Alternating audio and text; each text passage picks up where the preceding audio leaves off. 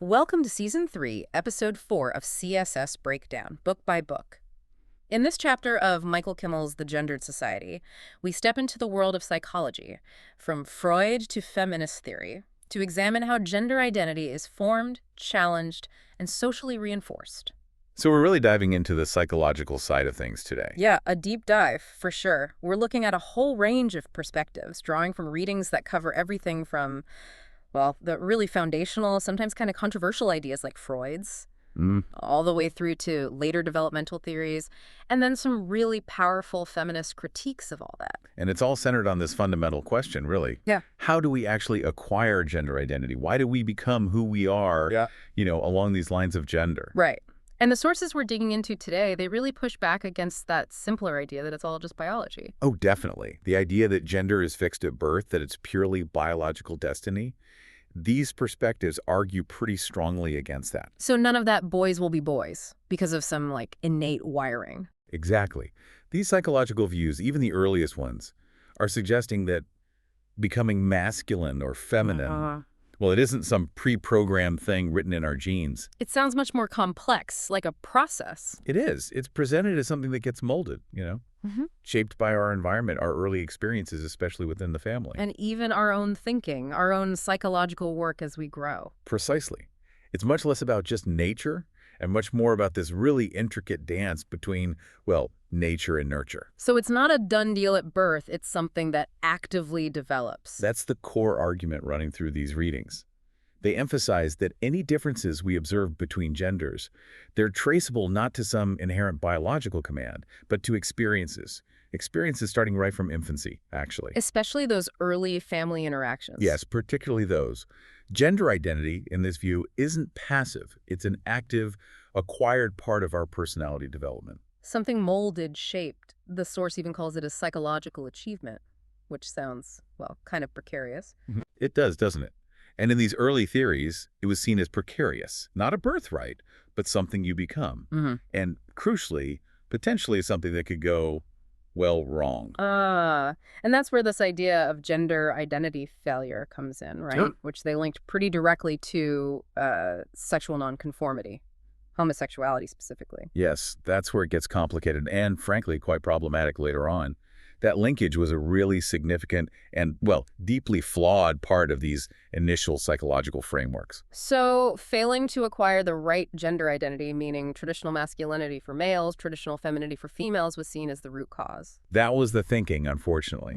It positioned identities outside of heterosexuality as essentially a failure of this developmental process. Okay, let's set the stage properly by looking at Freud first, because it feels a bit counterintuitive, We often associate him with anatomy, biological drives. Right, and biology did play a role in his thinking. Anatomical differences, sexual energy, that sort of thing. But the sources are quite clear. He fundamentally stressed that the essence of psychological development, especially around gender, well, it was not based on any premise of inherent biological differences between the sexes. That's a really critical distinction. It is. He looked at anatomy, yes, but more as triggers for different experiences, different psychological journeys, you could say. The core argument is that observed differences arise solely on the different nature of their experiences. Which was pretty revolutionary for its time, shifting focus from just biology to, well, lived experience and internal psychology. Absolutely. The physical body is there, but how we develop psychologically is about navigating the world through that body and the experiences it brings. Okay, so let's dive into how Freud thought this actually unfolded, stage by stage. Let's unpack it. Freud proposed this hugely influential and, yes, still hotly debated stage theory of individual gender development. He saw everyone moving through these universal stages. Each with its own focus, libidinal energy, developmental tasks. Exactly. All moving towards adult personality and, crucially for us, adult gender identity. And these stages are driven by this dynamic interplay between our inner psyche and the, well, often frustrating realities of the external world. Right, that famous model of the psyche. 3 key parts. First, the id. The id. The most primitive part, totally unconscious, running purely on the pleasure principle, just immediate desire for basic needs, pleasure, food, comfort, sex. Like raw energy, drive. Freud called it a cauldron filled with seething excitations, didn't he? He did. It demands satisfaction now. But unfortunately for the id, the external world isn't built for that. Nope. Reality bites, limited possibilities, rules, delay, compromise. It constantly thwarts the id. So desire hits constraints, conflict, and that's where the ego comes from. Exactly. The ego operates on the reality principle. It's the rational, mostly conscious, problem-solving part. Its job is mediating between the id's demands and the world's limits. So it translates those impulses, makes them work in the real world. Yeah. It disciplines the id, finds acceptable outlets, seeks gratification within the bounds of reality, tries to keep the peace, basically. Like a negotiator. The good analogy. And then the third part, the superego. The conscience, internalized rules. Right. It develops out of the ego, internalizing society's rules and values, often from parents. Freud called it an internalized externality. It's our moral compass, guiding the ego towards socially approved goals, putting the brakes on unacceptable id impulses. So the poor ego is stuck in the middle. Id demanding, superego judging, reality pushing back. A constant struggle. Freud described the ego as driven by the id, confined by the superego, repulsed by reality, struggling to bring harmony. He even added, life is not easy. Which really sums up his view of inherent psychological tension, and it colors his view of development. The sources call it a rather sad story, where each step forward means giving up some pleasure. Maturing means learning to deal with frustration. That's the Freudian take, pretty much. Right. We constrain that pure gratification. And there are risks. Neurosis if the ego falters. Psychosis if the break with reality is too severe. Okay, walk us through the stages themselves. Pre-birth was idyllic. Almost. Pure pleasure, totally cared for. Birth is a shock expulsion, hunger, dependence, gratification shifts to the mother's breast, the oral stage, pleasure through the mouth ending with weaning. Then the anal stage, pleasure shifts from taking in to giving back. Urination, defecation, yeah. Yep. Until toilet training imposes new limits. Control becomes a battleground, another pleasure restricted. And after those adjustments, the phallic stage, usually ages 3 to 6. Right, and this is the absolute crucible for gender formation in Freud's theory. The central task here is actively becoming masculine or feminine. And this is where the paths for boys and girls really diverge sharply. Dramatically. And Freud thought it was way more complex and traumatic for boys. Yeah. Think about it. Both start out primarily attached to, identified with, the mother. Who is female? Exactly. For a girl, keeping that identification works for her eventual gender identity. But a boy, he starts identified with his mother, the source of warmth, gratification.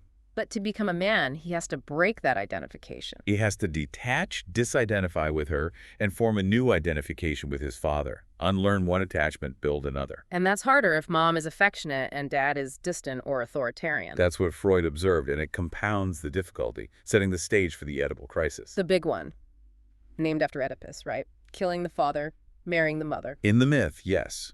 Psychologically, Freud saw the little boy developing intense sexual desire for his mother, seeing dad as the rival. Which leads to fear. Fear of the father. Intense fear. The boy believes the father, sensing the rivalry, will retaliate by, well, castration. This terror of castration is the overwhelming force driving the boy out of the complex. Yikes. So how does the ego fix that mess? It forces the boy to renounce the desire for the mother and, crucially, transfer his identification from the mother to the father. Identify with the rival to appease him, and symbolically gain access to women like mom later on. And this single move achieves both masculine gender identity and heterosexual orientation. That's the Freudian package deal. Break identification with mom, stop being feminine, identify with dad, become masculine, redirect desire towards mother substitutes, become heterosexual. The source quotes that old song line. Want a girl just like the girl that married dear old dad? Exactly. Neat, if, well, a bit simplistic. Okay, what about the girl's journey through this stage? Complementary, but less traumatic. That was Freud's view. Girls don't need to break their gender identification with mom, but they do need to renounce their sexual desire for her. How? By recognizing they lack a penis. Ah, the infamous penis envy. Possibly the most criticized part. Freud believed the girl feels this lack, understands her only path to gratification or status is through a man with a penis. She turns desire towards dad, hoping a man provides a baby, the ultimate feminine gratification, a penis substitute in his framework. And in this, she supposedly shifts pleasure from the clitoris, which he called an atrophied penis, incredibly to the vagina, becoming passive, receptive. That's the theory. And again, this supposedly locks in both feminine identity and heterosexuality. But it's crucial to note, Freud himself admitted he wasn't sure about this part. He said his insight here was unsatisfactory, incomplete, and vague. That says a lot. It really does. Feels like he built the male path and struggled to make the female path fit symmetrically. So boiling it down, what were the main implications Freud drew from all this, according to the sources? Several huge ones. First, gender and sexuality are not biological givens. They're psychological achievements, difficult, precarious, shaped by family dynamics, not just biology kicking in at puberty. Second, and this had massive lasting effects, he directly linked gender identity to sexual orientation. This is critical. Homosexuality wasn't sin or simple biology for him. He pathologized it, yeah, but as a developmental gender issue. Gay men supposedly failed to break from mom. Lesbians failed to shift desire to men. And this idea fueled later cures. Sadly, yes. This gender identity problem idea provided the pseudoscientific justification for therapies trying to force gender conformity to fix homosexuality. And third, he took traditional gender stereotypes, active male, passive motherly female, and presented them as proof of successful development. Pretty much. Deviating wasn't just being different. It was a sign of arrested development, failure to resolve the Oedipal complex. Cultural norms became psychological imperatives. It's interesting, though, that despite this theory, Freud's personal views on homosexuality were actually quite nuanced for his era. They were, and that's often missed. His theory fueled later pathologization, but he didn't push for criminalization or treating it as an illness like later followers did. There's that famous 1935 letter. To the mother of a gay man. Right. He told her, homosexuality is assuredly no advantage, but it is nothing to be ashamed of, no vice, no degradation. It cannot be classified as an illness. He called it a variation of the sexual function from a developmental arrest. He even mentioned great historical figures were homosexual. He did, and said, it is a great injustice to persecute homosexuality as a crime and a cruelty too. He thought analysis could help unhappy homosexuals find peace, whether they changed or not. Which is quite different from forced conversion. Very different. Yeah. It took until the 70s for the American Psychiatric Association to declassify it as a mental disorder. Yet that link between homosexuality and gender nonconformity really stuck in the popular mind. Absolutely. It still does. We see effeminate men or masculine women and often jump to conclusions about their sexuality, right? As if gender expression is a direct window into sexual orientation. Thinking we can just read it off stereotypes. Exactly. And this fear, stemming from the idea it was a developmental failure, led to all that pop psychology and parenting advice focused on ensuring kids grew up straight, mostly aimed at boys. It's preventing sons from turning gay. Yes, the fear was the sissy becoming gay. Much less worry about the tomboy becoming lesbian. And this rhetoric, echoing those neo-Freudian fears, persists today, often from conservative groups. The source gives that focus on the family sidebar example, listing warning signs for boys aged 5'11", suggesting gender confusion leading to homosexuality. And it's a direct descendant. The list includes things like feeling different, crying easily, disliking rough play, preferring girls' company or roles, being bullied, effeminate mannerisms, saying they want to be a girl. Things that are just variations in childhood. Exactly. And the advice: seek professional help. It shows how these early ideas led to pathologizing gender nonconformity and explicitly linking it to preventing homosexuality, treating difference as disorder. It highlights that enduring, often harmful legacy. Even as the field evolved. So, despite the massive influence, Freud's theories faced major deserved criticism. Though absolutely substantial critiques. Methodologically, his theories, especially about women, came from a tiny, unrepresentative sample upper-middle-class Viennese women already in therapy. Not exactly a cross-section of humanity. Not at all. His male insights. Even fewer cases, plus his own self-analysis, memories, dreams. Reliability is questionable, to say the least. And the heavy focus on sexuality. Critics argued that might reflect his time, his patience, more than universal truth. And some later researchers argued he dismissed patients' claims of childhood sexual abuse as edible fantasies, when they might have been real traumas shaping their psychology. But despite all that, the impact was undeniable. Huge, and often damaging, not just in psychology, but in popular assumptions about gender identity, expression, and orientation. The idea they were accomplished led to a lot of focus, and often blame on parents. If a child didn't turn out right, especially a boy, it was the parents' fault. That was often the implication. Mishandling those early stages, which fueled things like child-rearing manuals and psychological tests aimed at molding kids the right way. Which leads us perfectly to those early attempts to actually measure masculinity and femininity. Right. where theory meets standardized testing. Early 1930s, Louis Terman and Catherine Cox Miles decided to quantify M and F into traits, attitudes, behaviors. Their big book was Sex and Personality in 1936. Yeah. Goal: create a test for parents and teachers to objectively monitor successful gender acquisition. They saw M and F not as separate bins, but ends of a single continuum. Their test placed you on that line. The source calls it a systematic, even obsessive enterprise. Which tells you how much anxiety surrounded this idea back then. This MF test became incredibly influential, used widely in schools, clinics, until the 60s. And it bundled culturally associated traits together as objective indicators. Exactly. Became the basis for sex role theory later in the 40s. So what did it actually measure? The examples are something else. A real grab bag reflecting the times.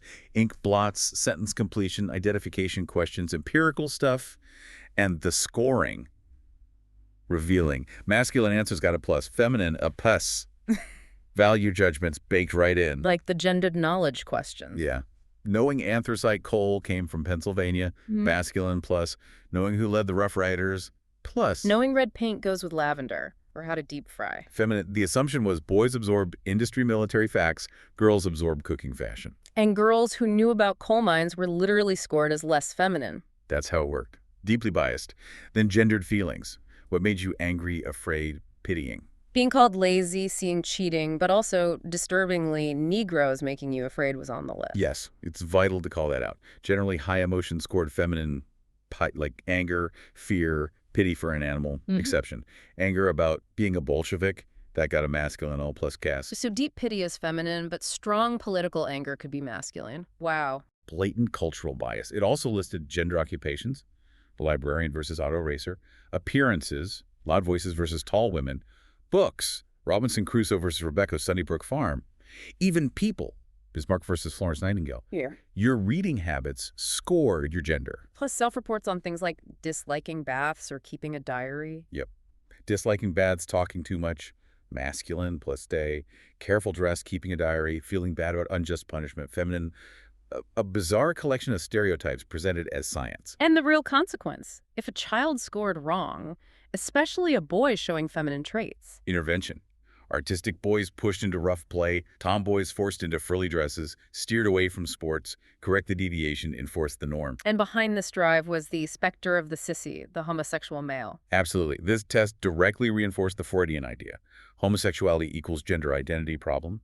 Terman, Miles, others like George W. Henry explicitly believed it. Henry's 1937 quote makes that clear. It does. He wrote that homosexual tendencies show up in childhood attitudes behavior out of harmony with their sex. He warned parents boys were more vulnerable, needing special care if they showed undue feminine tendencies to ensure they became masculine and avoided homosexuality. So the assumption then and now often is gender nonconformity means homosexuality.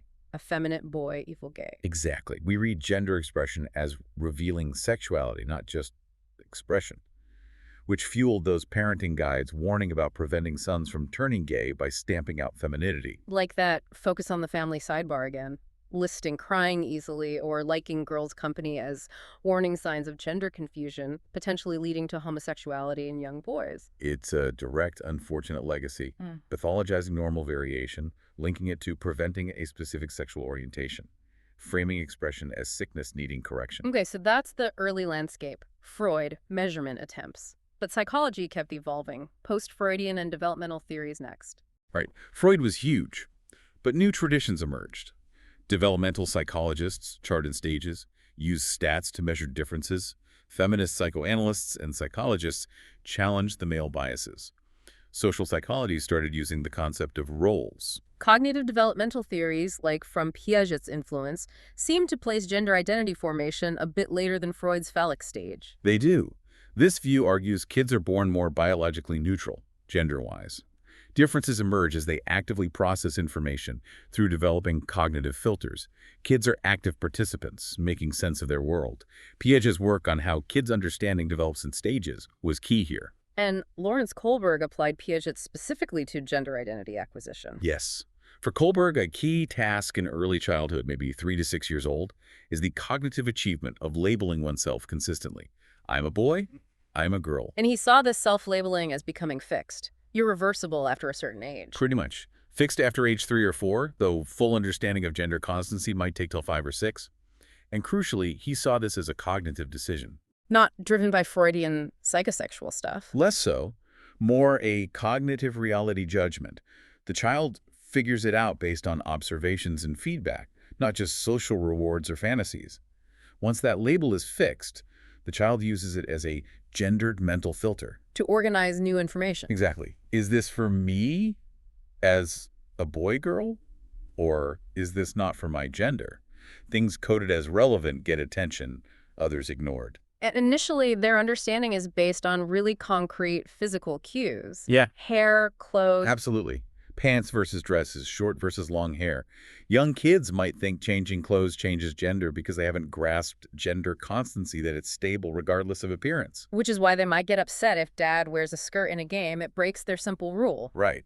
And this achievement of stable, irreversible gender identity is seen as necessary for development, expected across societies, though the content varies culturally. But the learning doesn't stop there. Because the label boy or girl doesn't mean much initially. A 3-year-old knows they're a girl, but not all the social stuff attached to womanhood. Precisely. That understanding is built over time. The child uses the label to organize new experiences by observing who goes to work, who does housework, who plays with cars, who plays with dolls. And these activities become gender-typed just by observation and social messages? Largely, yes. Plus hearing verbal cues, explicit, be a good boy, and subtle. And kids imitate, they copy gender-typical behavior, often without direct reward punishment. The source puts it so well. Children swim in an ocean of gendered conduct, and it is terribly difficult to swim against the tide. Great image. So the stability of our gendered self isn't just about that early label or deep Freudian conflicts. No, it depends heavily on continuous stabilization from day-to-day interactions, the environments we're in. Because men and women tend to have different social learning histories. Navigating that ocean differently. Gender differences emerge in behaviors, values. It's a constant interplay. Your self-concept, as, say, a woman, interacts with social expectations in a situation, shaping behavior. 2 factors always. Demands of the situation, prior experience of being that gender. Which brings us to the power of the environment itself. The source notes a seeming paradox in experiments versus real life. Yeah, it's interesting. In controlled experiments, if tasks aren't gender labeled, things like showing kids gendered toys seem less effective than you'd expect. Yeah. Yet in real life, gendered choices are everywhere. And the suggestion is the power isn't just internalized beliefs, but the gendered environments themselves. Exactly. The social world is saturated with gender cues, expectations. Even if internal identity isn't rigidly fixed early on, the social structure constantly reinforces differences. That toy experiment is a fantastic illustration. It really is. 60 preschoolers, 3 toys, tool set, male-typed, kitchen set, female-typed, ball, neutral. Half were told the gender labels for boys for girls, half weren't. And they asked kids what mom-dad would say about playing with them. Then watched how long they played. The results, especially for boys, were stark. When toys weren't labeled, boys played equally with tools and kitchen set. Nothing intrinsically more appealing about tools. But the label, plus perceived parental opinion, changed everything. Dramatically, especially linked to dad. Tools labeled for boys. Boys who thought dad would see cross-gender play as bad spent way more time with tools, gravitated to the boy toy when fearing disapproval for the girl toy. And even stronger with the kitchen set labeled for girls. Strikingly so. Kitchen set labeled for girls. Not one boy who thought dad would disapprove even touched it. Complete avoidance when labeled inappropriate and fearing dad's reaction. So it's the label plus perceived social consequence, specifically dad's view. Exactly. How the toys were presented in context, and crucially what they thought dad would think. Interesting side note. Kids didn't think dad cared about daughter's toys, or mom cared much about either sex's toys. The reinforcing power seemed focused on sons' and fathers' expectations for masculinity. And that sidebar about altering toy characteristics. Oh yeah, another great demo of kids assigning gender based on cues. Researchers confirmed kids saw hard, sharp, angular as masculine, soft, smooth as feminine. Then they altered toys. Put rhinestones on a purple gun, made a spiky camouflage tea set. Giving the gun feminine traits, the tea set masculine ones. Right. And the result. Both boys and girls were certain the spiked camouflage tea set was for boys and the rhinestone purple gun was for girls. Wow. Based purely on the altered characteristics overriding the object itself. It really shows it's not inherent to the object, but how cues are perceived through gendered filters. These examples underscore it. Social organization, constant reinforcement maintain gender differences. In neutral settings, MF often performs similarly. Context is key. Which leads perfectly into the feminist critiques of all these theories. They offered powerful challenges. While acknowledging Freud moved beyond biology, seeing gender sexuality of complex achievements, feminists had huge issues with the male-centric bias. Penis envy was a big target. Huge. Seen as absurd anatomical focus, implying female inferiority. Also critiqued his idea of giving up clitoral for passive vaginal sexuality, endorsing restrictive roles. Karen Horney argued back in the 1920s it was women's social subordination, not penis envy. Exactly. Others argued the penis fixation was more about men's anxieties, societal values, privilege envy, not body envy. Some even proposed womb envy in men. That idea, from people like Bettelheim, suggests men envy women's reproductive power, pointing to male rituals mimicking birth. But maybe the biggest feminist critique was just reversing the question. This is where object relations theorists like Chodorow, Rubin, Dinnerstein, Benjamin were key. Instead of, why do women feel inferior, they ask, how do men come to see themselves as superior? And they revisited Freud, but with a feminist lens. Precisely. Chodorow's The Reproduction of Mothering is a classic example. She accepted the early mother attachment was crucial, but challenged Freud's view of health. Is autonomy the only goal? What about intimacy, connection? And argued boys and girls end up with different capacities for connection. Yes. Boys need a more traumatic break from mom to be masculine, avoid being a sissy. In doing so, they lose some capacity for connection tied to her. Girls retain it because their identification with mom continues. Leading to masculinity being defined negatively as not being feminine. Exactly. Not just identifying with dad, but not being like mom. Chodorow argues boys must constantly demonstrate this distance by devaluing all things feminine, including girls, his mother, femininity, and emotions associated with femininity. Her conclusion, male domination requires the masculine devaluation of the feminine. Powerful. It is. Suggesting Freud inadvertently showed the roots of male domination, just didn't frame it that way.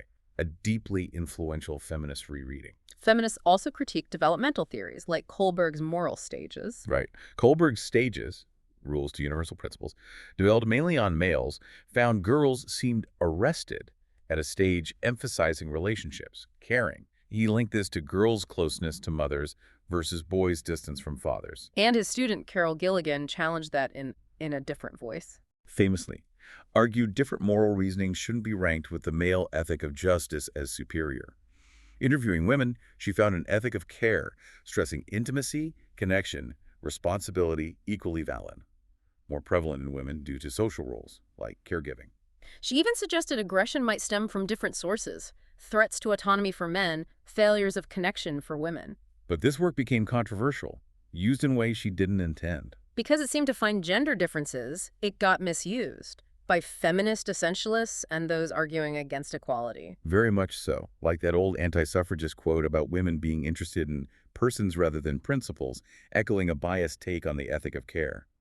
Similar arguments used more recently to exclude women from VMI or firefighting. But Gilligan herself pushed back hard against misinterpretations. She did, deplored using her findings to rationalize oppression, stressed they were patterns, not absolutes. Her data showed overlap. 23 men focused on justice, but 13 women did too. 13 women focused on care, but so did some men. About 13 of both showed both types of reasoning. So definitely not a rigid male-female split. Not at all. She clarified patterns came from different nature of their experiences, not biology. The different voice wasn't a woman's voice. It was a theme, care, not tied to gender. Her goal was highlighting an overlooked mode of thought, not generalizing about sexes. The care perspective isn't biologically determined or unique to women. And later research mostly failed to find those strong binary differences in ethics. Largely, yes. Most studies find no average differences in capacity for justice versus care reasoning. The language difference controversy, like Deborah Tannen's work, faced similar critiques about essentializing. Yes, Tannen argued men use language for hierarchy. Report talk, interruptions, status. Women for relationships, report talk, questions, connection. Claiming she identified patterns, not ranked them. But critics saw biases. Men's autonomy as a hindrance, women as better managers, implicitly favoring one style over another depending on context. And counter-evidence again pointed to power, not just gender. Absolutely. Interruption patterns. Men interrupt women far more than other men or women interrupt anyone. suggest power dynamics override gender. Silence too. Same man, talkative as boss, quiet at home. Precisely. Social position, employer-employee, seems a stronger factor than gender. Critics often label Tannen's work Mars and Venus pop psychology, simplifying complex dynamics into appealing but inaccurate binaries. A major contribution of feminist psychology overall was exposing that pervasive androcentric bias. Crucial. Decades of taking male experience as the norm meant women were often measured against it and found lacking. Like Kohlberg initially seeing girls as arrested. Exactly. When researchers like Gilligan actually listened to women's voices, new patterns emerged that were invisible through a male lens. And this bias even affected diagnostic manuals like the DSM. Yes. The source points to debates around premenstrual dysphoric disorder, PMDD, severe PMS, listed as a mental illness, arguably pathologizes a large part of many women's lives. While homosexuality was eventually removed, it shows how cultural assumptions get embedded. It does. And Paula Kaplan's satirical critique was brilliant, proposing diagnoses like delusional dominating personality disorder, DDPD, or John Wayne syndrome. To show how normal male behavior could be pathologized if viewed differently. Exactly, using humor to expose the double standard. The hypothetical DDPD quiz examples really drive it home. They do. Inability to form relationships, using power in conflict, blaming women, inflating male importance, rigid sex categories, threatened by smart women, needing conforming females, lacking empathy, specific delusions like entitlement to women's services, women liking suffering, male impulses uncontrollable. It forces you to question the standards used for psychological health. Who decides what's normal? A potent reminder that psychology is shaped by its cultural context. So after all these theories, critiques, what about actual empirical differences? What does the research find? This is where rigorous reviews provide crucial perspective. Janet Hyde's massive meta-analysis, reviewing 46 other meta-analyses. That's a study of studies of studies. Pretty much. Covering a huge range of traits, attitudes, behaviors. Her key finding. What was it? For 78% of everything measured, the size of the gender difference was small or close to zero. Nearly 80%. Tiny or no difference. That's huge. It is. Compare that to stereotypes. Earlier, McCoby and Jacqueline reviewed 1,600-plus studies from 1966-73. What did they find? Only 4 areas with significant and consistent average sex differences. 1, girls' slightly higher verbal ability. 2, boys' better visual spatial ability. 3, boys better on math tests, though that's complexified since. 4, boys consistently more aggressive. Just 4 areas from over 1,600 studies. A tiny fraction. And they found surprising similarity in how boys and girls were raised, affection, independence, encouragement, pretty equal in early years. Didn't even find consistent differences in reacting to aggression based on sex. But some subtle rearing differences. Yes. Boys handled played with more physical punishment. Some hint of more praise and criticism for boys, maybe more intense socialization pressure. And the biggest areas of differentiation in parental concern. Specifically sex-type behavior. Parents show considerably more concern over a boy's being a sissy than over girls being a tomboy. Especially fathers discouraging sons from feminine toys activities clothes. Connecting right back to that toy experiment result. Exactly. External pressure, often targeting boys, matters. And the most crucial point from both Hyde and McCoby-Jacqueline. Even where average differences exist, there's more variation among men and among women than there is between women and men. So the range within men overlaps massively with the range within women. Precisely. The curves overlap extensively. Plenty of highly verbal, less aggressive men, plenty of spatially skilled, assertive women. Not 2 separate islands, but 2 overlapping continents. Really challenges the idea of 2 distinct psychological natures. Which brings us to social psychology's take on gender as roles and its critiques. Right.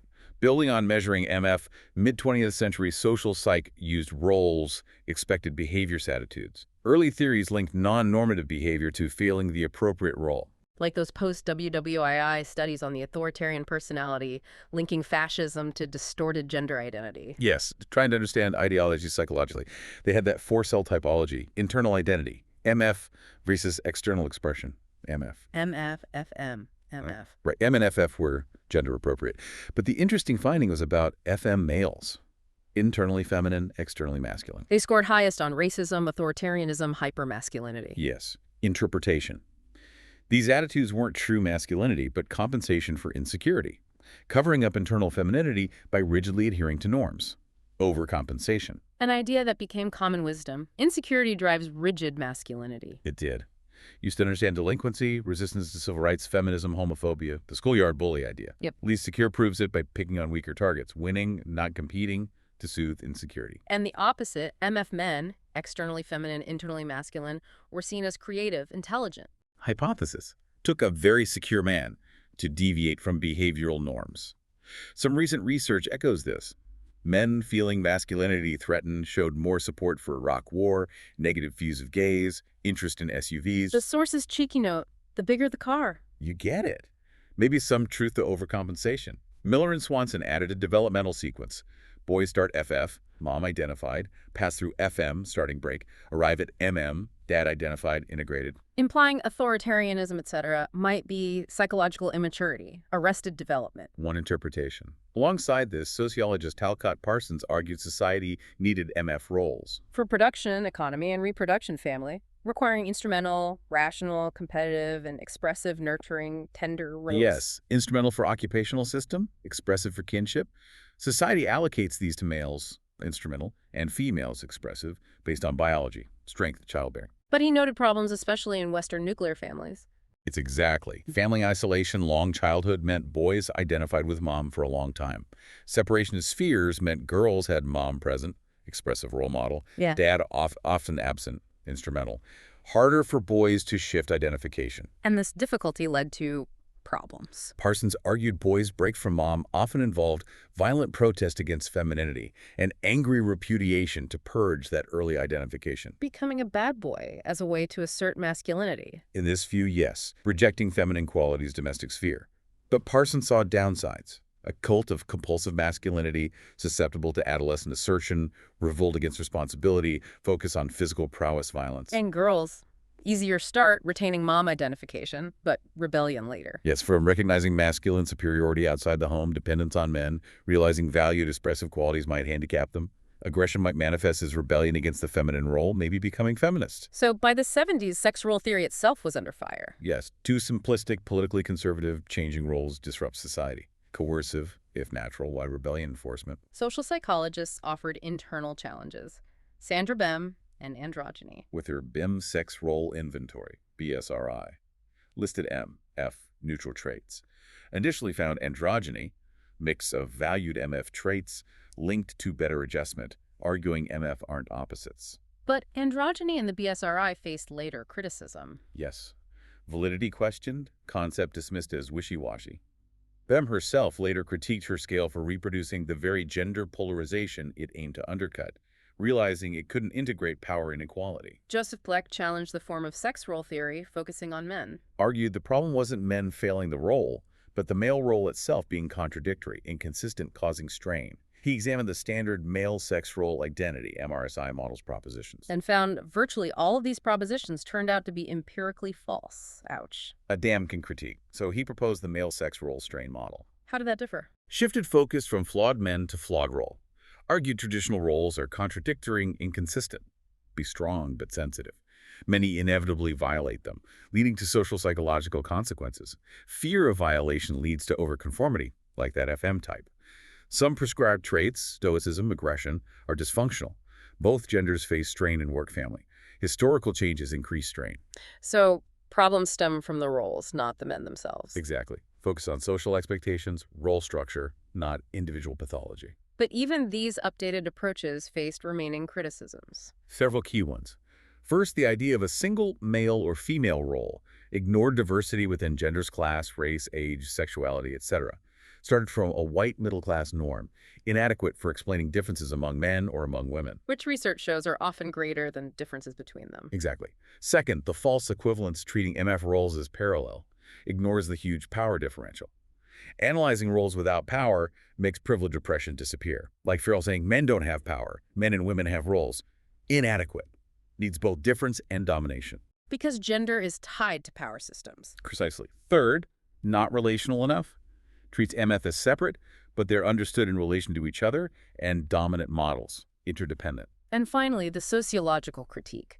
Assuming gendered individuals operate in gender-neutral institutions. Really important. Sex role theory often saw institutions, family, work, school, as neutral stages. But sociology argues institutions are themselves gendered, organized to expect and reproduce difference inequalities. Rules, norms, power structures are built on gendered assumptions. Which brings us to that final Sartre quote. Yes, must inquire first into the situation surrounding them. Points towards sociology needing explanations that start from difference within groups, power, relationality, and how institutions are gendered. Wow, okay. We have really covered a massive amount of psychological terrain in this deep dive. We certainly have. Peeling back layers of how psychology tried to explain gender identity from early, sometimes flawed ideas to modern critiques and understandings. We started with Freud's foundational, sometimes kind of strange ideas, seeing gender not just as biology, but a precarious psychological achievement. Revolutionary in one way, but tragically linking perceived failure to sexual nonconformity. Laying groundwork for later cures, despite his own nuanced views. And we saw how that fueled attempts to measure MF with tests like the MS scale, revealing deep biases and how they enforce norms, pathologize difference. Then we hit developmental perspectives, like Kohlberg's cognitive filter, seeing identity as early self-labeling, but filled in by ongoing social learning. And social learning theories, plus that powerful toy experiment, highlighted the immense role of the environment, social reinforcement, perhaps even more than internal beliefs. Perceived parental disapproval was key there. Then the crucial feminist critiques, exposing male bias, offering alternatives like the ethic of care, challenging rigid sex roles, arguing the roles themselves and gendered environments cause strain, not just individual failure. And maybe one of the most powerful takeaways from the empirical research Hyde, McCoby, and Jacqueline is that average differences between men and women are often far smaller than the variation among people of the same gender. That really undercuts the idea of two fundamentally different psychological types. It absolutely does. And combined with the evidence on environment and social reinforcement, it strongly suggests gender is less a fixed internal program and much more a continuous process of navigating external social expectations, relationships, institutions. So, as you, listening, continue to navigate the world, observing gender around you and within yourself, here's a thought, building on all this. If gender is less about a predetermined internal essence and more about navigating complex, often contradictory external social expectations and relationships, what does that tell us about the potential for flexibility and change, both individually and societally? If we're swimming in that ocean of gendered conduct, as the source put it, can we learn to swim against the tide? And if the roles and the institutions reinforcing them are the primary source of strain and inequality, what does it really mean to challenge or restructure those roles, those institutions? Definitely plenty to think about. Thanks for joining us for this deep dive.